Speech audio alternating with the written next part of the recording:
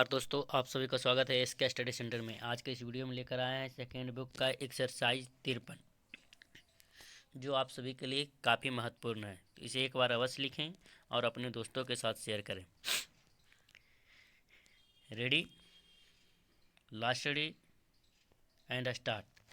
महोदय, मैं मानता हूँ कि यदि हम चाहे कि किसी भी भाग को अपनी इच्छा के अनुकूल बना लें तो यह संभव नहीं हो सकता। किसी भी देश में जितने लोग बसते हैं उन लोगों के हृदय में जो भावनाएं पैदा होती हैं, उनमें जो विचार उठते हैं, उन्हीं से भाषा निकलती है। हिंदी कहिए या हिंदुस्तानी, दोनों ही हिंदुस्तान में पैदा हुई और आज भी चल रही है। इसलिए मैं सदा से यह बात कहता आया हूँ कि किसी विदेशी शब्दों को अपनी भाषा में न घुसने देने का विचार बिल्कुल गलत है। यदि कोई भी जीती जागती भाषा आगे बढ़ रही है, उन्नति कर रही है, तो उसमें बाहर के शब्द आए बिना रह नहीं सकते। यदि आप अंग्रेजी भाषा के किसी भी शब्दकोश को खोलकर देखें तो उसके अंत में 20-25 पृष्ठ परिशिष्ट के जोड़े जाते हैं।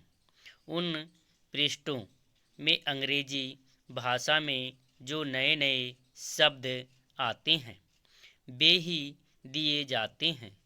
कुछ दिन हुए मुझे चैम्बर्स का एक पुराना शब्दकोश मिल गया।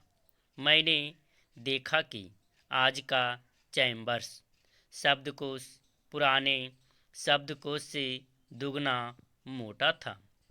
पिछले 60 वर्षों में जितने नए शब्द लिए गए वे सब नए शब्दकोश में थे।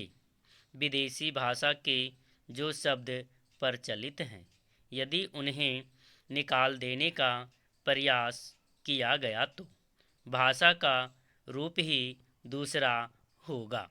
पैरा हिंदी वालों का यह प्रयास कि अरबी तथा अंग्रेजी भाषा के शब्द हिंदी में नहीं आने देने चाहिए, उतना ही हानिकारक है जितना उर्दू वालों का यह प्रयास कि उर्दू में केवल अरबी और उर्दू भाषा के ही शब्द रखे जाएं, संस्कृत के नहीं। उसके साथ साथ हमको यह भी मानना होगा कि हिंदुस्तान में जो बहुत सी भाषाएं हैं वे अलग अलग प्रदेशों की अलग अलग भाषाएं हैं।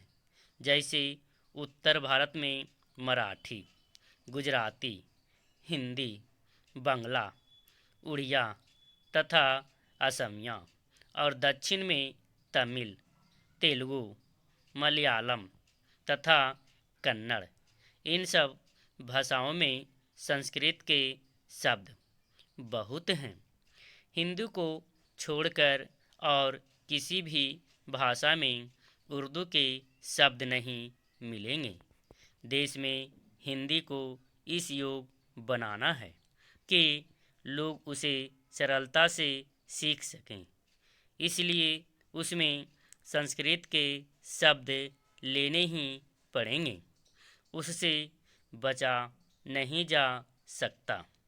हमारे संविधान में हिंदी की व्याख्या इस प्रकार दी गई है कि हम उसी भाषा को हिंदी मानते हैं जिसके मूल में संस्कृत है। यह कोई नई बात नहीं है, इसे सभी लोग मानते और समझते हैं। आज लोग कुछ ऐसी हिंदी लिखने लगे हैं जिसमें संस्कृत के बड़े बड़े शब्द अधिक आते हैं, जो मेरे जैसे आदमी को जिसने संस्कृत नहीं पढ़ी है, समझ में ही नहीं आते। जो व्यक्ति संस्कृत या अरबी भाषाओं में से किसी को भी अधिक नहीं जानते, परंतु अच्छी हिंदी या हिंदुस्तानी लिख सकते हैं, उनको इतना समय नहीं कि वे संस्कृत और अरबी के बड़े बड़े शब्द लें। वे तो छोटे शब्दों में ही अपना काम निकाल लेते हैं। बड़े शब्द लेने हों तो वह दूसरी चीज़ है। समाप्त।